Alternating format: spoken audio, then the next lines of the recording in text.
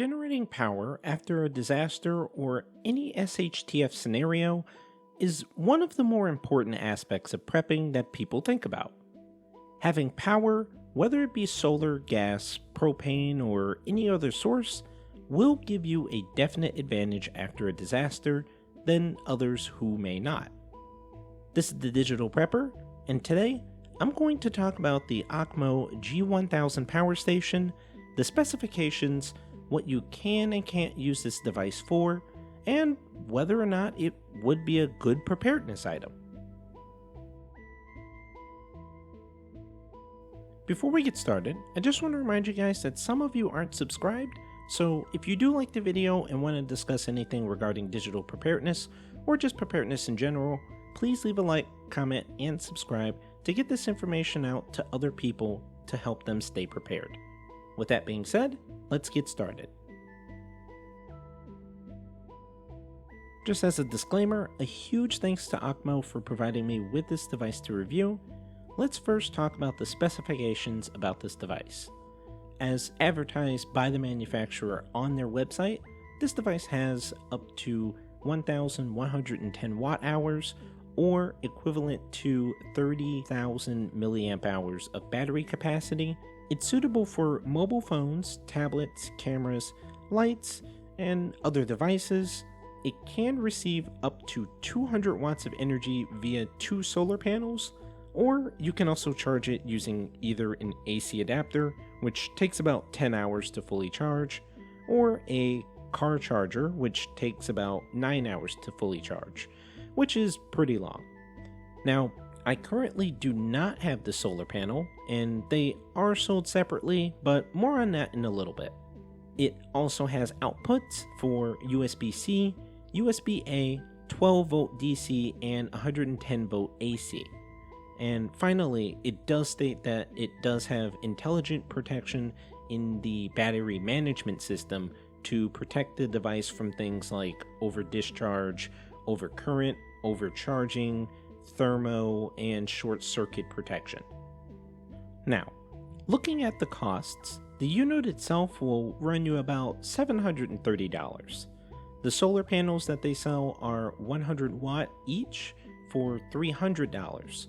Now, because the device can take 200 watts, you would need 2 solar panels, so the full price for the full device with the solar panels would be about $1,030. Comparing this with other units like the Blue Yeti, which can easily cost you over $1,000 for just the device alone, but you would potentially get more battery capacity as well as features. Or if you look at something like the Jackery, you could get that as low as $200 for just the device, but you would only be getting about 240 watt hours of capacity for that lowest price one. Even looking at the equivalent capacity Jackery, that would be about $1,000 for just the device alone. Overall, I do think that the OKMO unit that I have here is a pretty good balance between price and battery capacity. With all that being said, let's go ahead and take a look at the device itself. So, unboxing the device, what you're going to get in the box is the power station itself, an AC adapter, a car charger cable, and as well as a user manual. Looking at the build quality, the device seems to be made of a good quality aluminum body, with some areas like the top and bottom of the unit composed of a ABS style polymer. Overall, the device seems to be pretty good in terms of build quality. There are 2 large handles on the side of the device to transfer it around, and speaking of transferring, I actually went ahead and weighed the device, and what I got from my scale was about 24.7 pounds, which is about the range of other devices of the same capacity. I will say that the device is made in China, but they are shipped out of California, and the manual that comes with the device does have some grammatical errors, probably due to translation errors, but it does get the job done. The display on the unit doesn't really show much. Pressing the power button displays a phone-style battery meter, where each tick is about 20% battery. There are 3 additional buttons for AC, USB, and DC all to be turned on or off. You can have all three of these on at once and use them, and when they are on, there are icons on the display that pop up informing you that they are on. Some issues I do have is that other than that, the display doesn't really have much else. No actual numbers for percentage, no wattage in or out numbers, anything like that. So that is something to be aware of. With all that out of the way, let's look at some tests that I've done on the device. So, testing out the device, I started with a simple test, which was basically just to charge my phone. I started off at about 77% battery, and I just let it sit for about half an hour while the device itself was charging. I wanted to see if, one, the device could charge a device while it's charging, which is one of the things that this model promises, how much energy was being drawn, and obviously how long it would take. Using an energy reader, the wattage being pulled into my Samsung Galaxy S20 was about 17.5 watts, and the phone itself can support up to 25 watts for fast charging, so leaving it for about half an hour, as you can see, it basically charged up to full in about 30 minutes. After testing this, I decided to check on the temperature of the AC adapter itself, since it was charging the OKMO device. Using an infrared thermometer, I read the AC adapter at a peak of about 125 degrees Fahrenheit, which from my research is pretty normal. For a second test, I tried out a power tool to see how well it could run a power tool. I grabbed my Dremel and started it off on a low speed, which was a success. So I turned it up to a higher speed and used a piece of wood as a test. I had no issues with running the Dremel at all. Finally, I tested this to see if it could run something a bit larger like a deep freezer.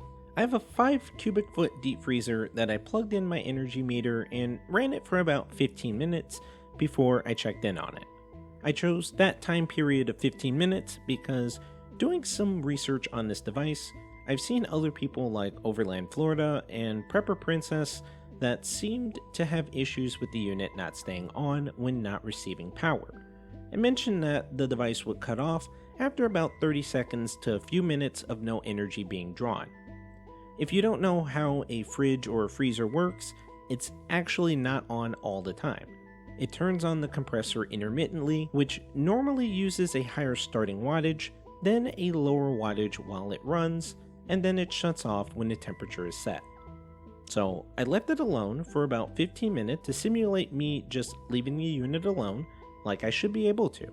And about 15 minutes later I came back to check on it, and it was still on, which was great. However, looking at the footage, the deep freezer didn't actually cut on the compressor, so I decreased the temperature and left it for about 10 more minutes.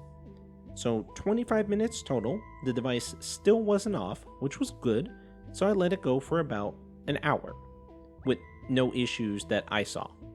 Looking at the energy reader, I saw that it hit a peak of about 670 watts, then ran for about 45 watts average until the compressor cut off. As another test, I actually ran it for 2 hours straight just to put it through its paces and got the same results. And looking at the energy reader for that 2-hour test, the OKMO device only used 0.04 kilowatt hours of energy over 2 hours, which, if you do the math, that means that this device should be able to run that particular deep freezer for about 2.5 days. Now, before I get into my first impressions on this device, I just want to say that one thing that you might notice about YouTube is that there are not really ever any bad reviews.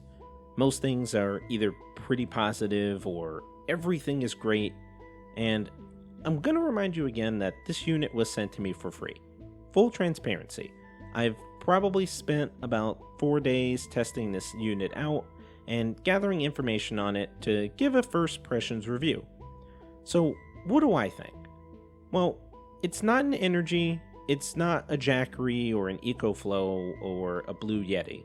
If you do want something of that type of quality, then I would say save the $700 that you would spend on this and wait until you have more money to get one of those.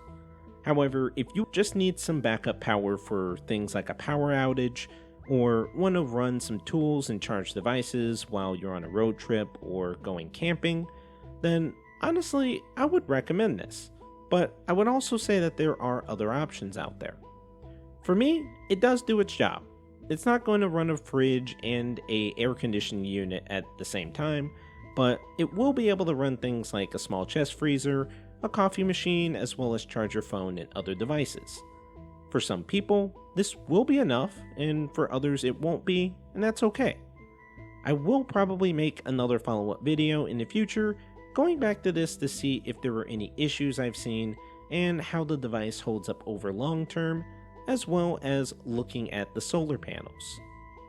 If you liked the video, go ahead and give it a like and subscribe to get more videos like this that will help you with your digital preparedness. If you have any ideas for more videos, or want to share your experiences with prepping, please leave a comment down below.